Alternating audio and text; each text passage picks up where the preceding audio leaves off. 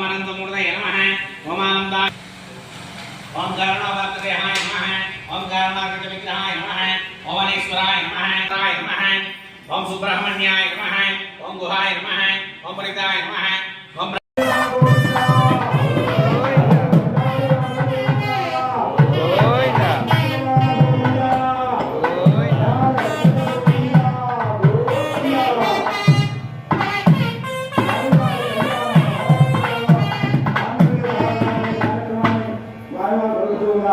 మాంగళ్యం కట్టేటప్పుడు మామగారు అల్లుని అడుగుతున్నాడు ఒక ప్రమాణం చేయమని ఎవడైనా ప్రమాణంలో ధర్మేత అక్షేత కామేత నాది గవ్యాన్ని చెప్తున్నారు. ఇక్కడ ధర్మం అర్థ కామ్య మోక్షాలలో మీ అమ్మాయి చేయి నేను వదలను.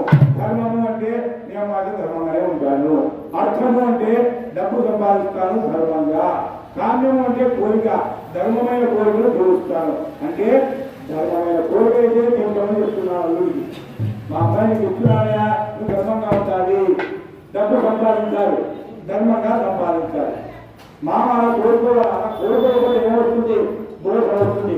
చాలా మంది కోరుకోవడం